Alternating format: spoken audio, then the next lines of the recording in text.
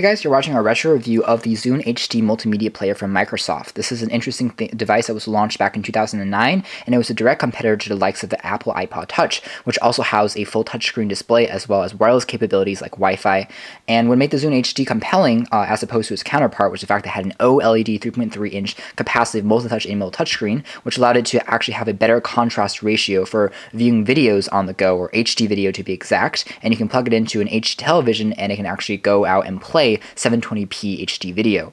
Otherwise, the Zune HD also had Wi-Fi built in for web browsing and downloading applications from its unique marketplace for you to actually add more applications. However, this was never really expanded upon, and compared to the iOS App Store, it's a lot smaller. It only has a very few select games and applications you can go into. However, the Zune HD, again, it's more of a device attuned for music fans and, again, audio fans and video fans, and those who are looking for an HD version for viewing radio, again, accessing music content on the go. It's a really premium music device first, rather than like the iPod Touch, which is more focused on the application and the games, and more of a well-rounded device for general consumers. But again, the Zune HD is perfect for those looking for just a premium music experience first. And that's why Microsoft also launched the Zune Pass feature, which allowed you to actually have a monthly subscription fee and allowed you to actually download unlimited tracks over the air. So it's great for those looking to explore more music and genres on the go.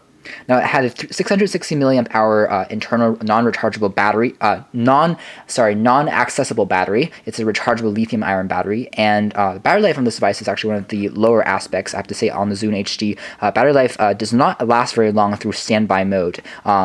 It is a very extremely light device as opposed to something like the iPod Touch or any other multimedia device on the market. I was actually pretty shocked because the device does have a 3.3-inch screen, which again is smaller than the iPod Touch's 3.5-inch screen, but still it's a considerably lighter and smaller, which is great for those looking to have something to put in their pockets.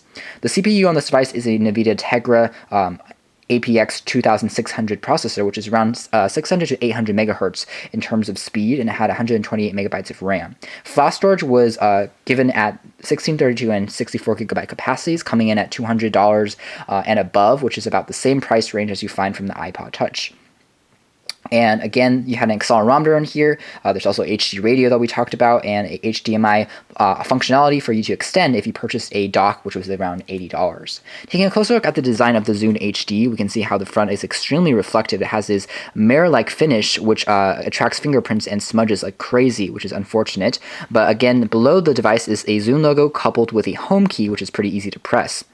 The bottom device features the proprietary Zune charger dock, as well as the 3.5mm headphone jack. Interestingly, on the left-hand side of the device, you have a small logo on here that says "Hello from Seattle," because Microsoft is based in Seattle, of course. And there's also what they called a multimedia button, which actually dubs as the volume rocker. But unlike a traditional volume rocker where you have up and down buttons, you have to press this and then go on screen to control the volume up or the volume down. This is actually one of the main disappointing factors of the Zune HD, was its inability to actually have a direct volume rocker, which meant that if you're playing videos or if you're accessing music, instead of just pressing it in your pockets, you have to actually turn the device on, and then if you're watching a video, you actually have to kind of disrupt your video experience just to adjust the volume experience. Also, the Zune HD does not have an external speaker, unlike the iPod Touch, which isn't that huge of a deal, again, considering the device is a premium music service, so most users are going to go and purchase an expensive pair of headphones to get the best in terms of the music experience out of this product, but still, you can't really have that speaker option if you're playing basic games on the go, unfortunately. There's a power on and off switch on the top, which is pretty easy to press. And we also liked how the back of the device is made out of aluminum. It makes for a very premium feel in the hand. Again, the device is extremely light, so it also weighs next to nothing in your pocket, which is pretty good. Now, turning on the device's screen, you can immediately see how good the contrast and the viewing angle experience is. As an OLED screen, color and saturation is crazy. Things are very vivid, and they definitely pop off the surface of the device, so you'll be able to see them without a hiccup. Now, turning the device on, you have access to the lock screen, which displays the time on the bottom right-hand corner, along with the battery information on the top right-hand corner, as long as the Wi-Fi information. Now, sliding up, you'll see that the Zune HD was actually kind of the predecessor in terms of interface and experience to the newer Microsoft Windows phones that we were seeing today, because it has that same user experience in terms of look and feel, with these giant icons and the fact that the different settings kind of slide effortlessly back and forth between different tiles. And again, it's very similar to the Windows phones that we have today, and so it's interesting to take a look at this device and see where it all kind of started off. Taking a look at music, of course, you have a ton of different music options. You can go through your artists, your playlists, your songs, and your genres. Now, of course, the Zune HD doesn't have the fancy accelerometer view of all the different of all the different album covers, but you still have a very beautiful screen to show off the different albums and titles that can go through and play back. And again, the Zune HD's Zune Pass feature offered a great service for those looking to have an extensive library of different music selections, and you'll be able to download multiple albums and again, explore albums and songs you might not typically find, or it will be more expensive to download separately from the marketplace, as you might find on the iOS device. So you can see that here that again, you can download a lot of different albums. As long as you have that subscription service, you're good to go. The same thing can go with the video. The device has a pretty good viewing experience as far as watching video is considered. Again, thanks to the screen itself and the fact that the device does have a very strong and very good audio quality onto it. So you'll be able to watch videos on the go and really enjoy it over time. Again, a downside of this device is it has a smaller screen coming in at 3.3 inches. So unlike something like the iPod Touch or even a Samsung Galaxy Player, you'll be limited to a smaller screen real estate. But on the same side, you do have a larger and more higher resolution and higher contrast screen than you might typically find from on those competitors. And again, to go back, you just press the larger extensivized logo on the top that brings you back to the menu, like you see here. There's also, of course, pictures view. You can also view pictures, of course.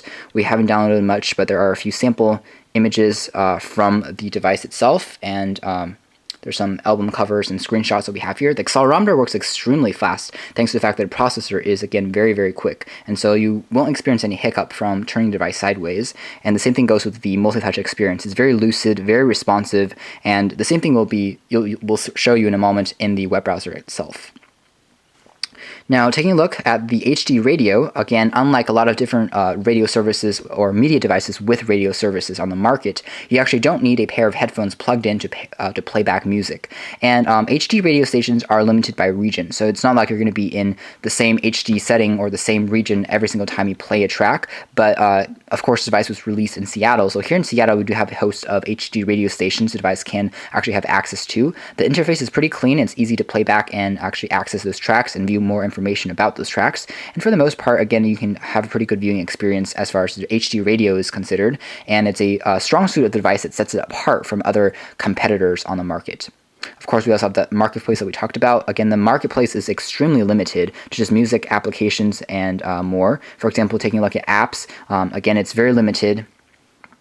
It's basically limited to the few that you can actually slide through. You don't even need really a search bar just to search up your applications, because, again, apps are so limited that you can just see them directly by scrolling up and down. So again, there's not going to be any access to modern applications like WeChat or anything like that, but you do have most features on here like Facebook, Twitter, email, and some basic games on here as well, like calculators, alarm clocks, puzzles, and there's even a basic version of the trash or the garbage can game that's pretty popular, where you go and flick off a crumpled ball into a garbage can and see if you can make that goal. There's also a few racing games, stocks, piano, checkers, and basic stuff like that. So taking a look at some other applications, there's a social app, which again takes you into the Twitter and the Facebook applications. Now, the internet is basically where you can browse the web. The apps are for the extensive apps that you actually have installed onto your device, for example, the alarm clock. Now, again, we were talking about the fact that the Zune HD lacked an external speaker, and that limitation really comes into play on some applications like the alarm clock, where since it doesn't have a built-in speaker, you have to really plug in a pair of speakers or a pair of earphones just to have the alarm clock function enabled, which we found both to be bizarre and not a good design decision. But still, it does work, and again, the interface is very clean and elegant and easy to see. Now, again, something kind of bizarre about the Zune HD is that because the applications are kind of handled externally from the UI, so whenever we go into an application and play around with it and then exit it, it kind of has to think a moment and then freeze for a few seconds before it can actually go into the UI again. This is a little bit of a slower delay than you might find from other competitors out there on the market. And taking a look at some of the more game-based experiences onto this device, we can take a look at the some racing games such as taking a look at the Ferrari Edition racing game, and it works pretty well. It uses accelerometer to sense your motion, and it's going to allow you to race between other players and computer as well. And it's a pretty good game for the most part. Again, you're not going to have any audio without plugging in a pair of speakers or a pair of earphones for that matter, but it does work. The screen, again, is as always very bright and vibrant, but just take note of the fact that the battery life is considerably shorter when you're using a lot of extensive 3D gaming as well as web browsing.